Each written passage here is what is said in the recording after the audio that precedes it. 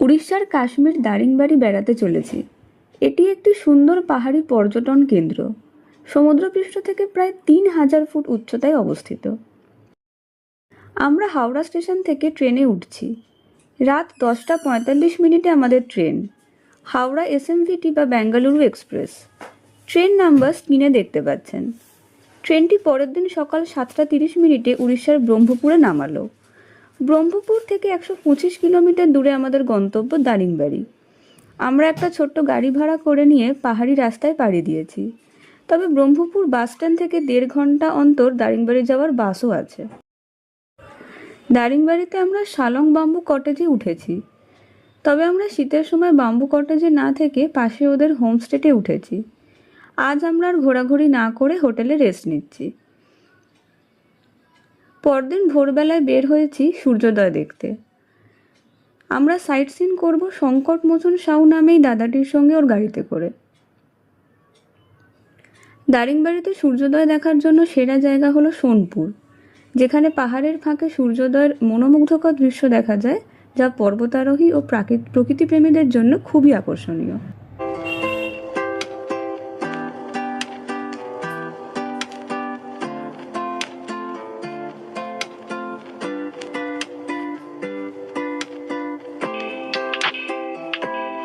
সকালবেলা সুন্দর পাহাড়ি রাস্তায় আবার পাড়ি দিয়েছি। এবার আমরা দেখতে পাবো খুব সুন্দর একটি পাহাড়ি ভিউ পয়েন্ট। অসাধারণ সুন্দর এই ভিউ পয়েন্ট। এখন আমরা একটি পাহাড়ের মাথায় দাঁড়িয়ে আছি। এখান থেকে দূরে দূরে সব পাহাড়গুলি দেখা যাচ্ছে। সকালে ঠান্ডা বাতাসের সঙ্গে ভিউ পয়েন্টটা দারুণ লাগছে।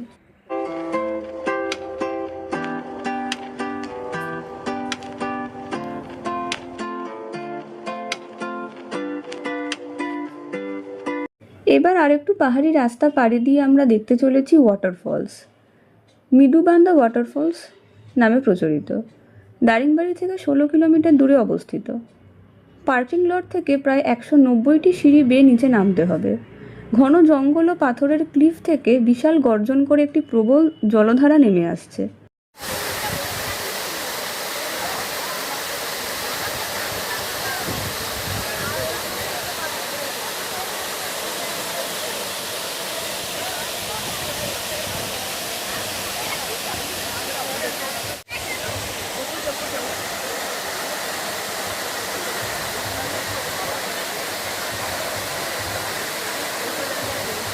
এখানে স্নান করার জায়গা আছে। পর্যটকরা এখানে পিকনিকও করে। চারিদিকের প্রাকৃতিক সৌন্দর্য আপনাদের খুবই আনন্দ দেবে।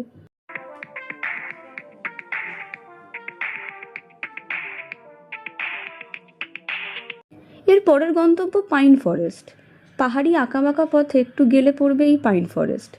দারিংবাড়ি মানেই পাইন ফরেস্টের মনোমুগ্ধকর দৃশ্য, যা উড়িষ্যার কাশ্মীর বলে পরিচিতি দিয়েছে এই ছোট্ট শৈল শহরটিকে। এই পয়েন্টটি দারিংবাড়ির থেকে 2 কিলোমিটারের মধ্যে অবস্থিত। অনেকটা জায়গা জুড়ে এই পাইন ফরেস্ট বিস্তৃত। পাশ দিয়ে ডুলুরি নদী বয়ে গেছে, যা পিকনিকের জন্য দারুণ জায়গা। আপনারা এখানে ঘন পাইনের সারি, শীতল আবহাওয়া ও কুয়াশাচ্ছন্ন পাহাড়ের সৌন্দর্য উপভোগ করতে পারবেন। এই পাইন বন দারিংবাড়িকে সুন্দর পর্যটন কেন্দ্রে পরিণত করেছে।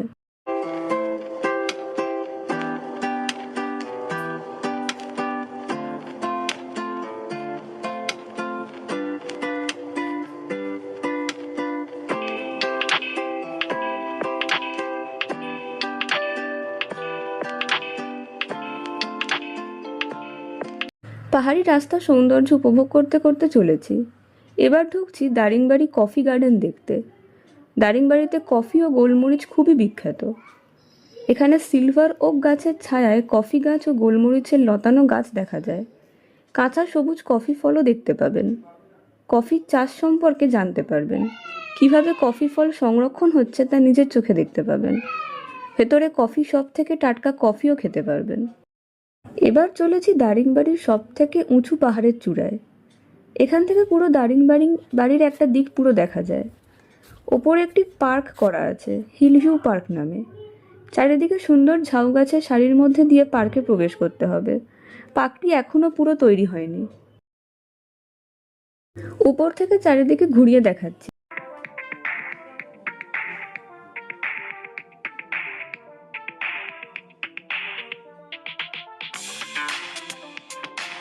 শীতল ঠান্ডা বাতাস, মনোমুগ্ধকর পরিবেশ আর দূরের সিনারিও বেশ দাঁড়িয়ে দাঁড়িয়ে উপভোগ করতে পারবেন। এবার চলেছি এমু পার্ক দেখতে। পাহাড়ি পথে বেশ কিছুটা নেমে এমু গার্ডেন। এখানে 5টি এমু পাখি আছে। এমু পাখিদের খুনসুটি দেখতে খারাপ লাগবে না।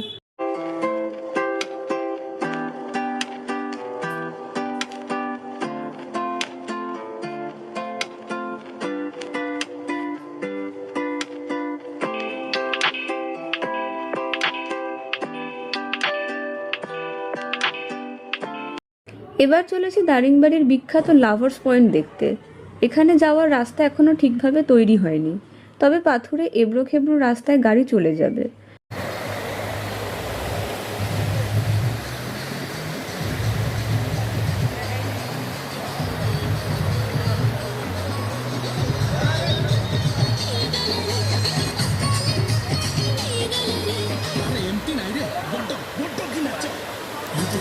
লাভার্স পয়েন্ট বা ডোডোবাডা একটি মনোরম শান্ত প্রাকৃতিক স্থান।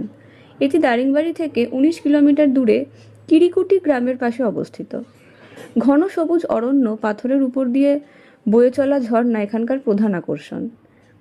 পিকনিক ও প্রাকৃতিক নৈশব্দ উপভোগ করার জন্য উপযুক্ত স্থান। এইসব দেখতে দেখতে প্রায় বিকেল হয়ে যাবে। এবার চলেছি সানসেট পয়েন্ট দেখতে। এটি পর্যটকদের কাছে অত্যন্ত জনপ্রিয় একটি স্থান।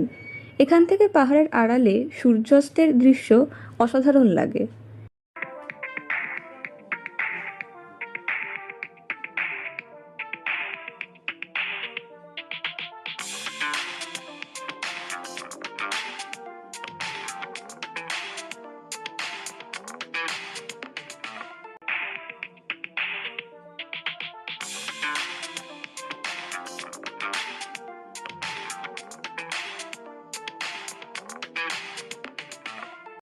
আকাশ ধীরে ধীরে কমলা, লাল ও সোনালী রঙে রাঙা হয়ে ওঠে। চারিদিকে পাইন বন ও পাহাড়ের ছায়া মিলেমিশে সৃষ্টি করে এক মায়াবী পরিবেশ। প্রকৃতিপ্রেমী, ফটোগ্রাফার ও শান্ত পরিবেশে সময় কাটাতে যাওয়া মানুষদের জন্য এই স্থানটি একটি আদর্শ জায়গা। ধীরে ধীরে সূর্যের রঙের পরিবর্তন হওয়া শুরু হয়েছে। এবার সূর্যদেব ধীরে ধীরে পাহাড়ের অন্তরালে চলে যাচ্ছে।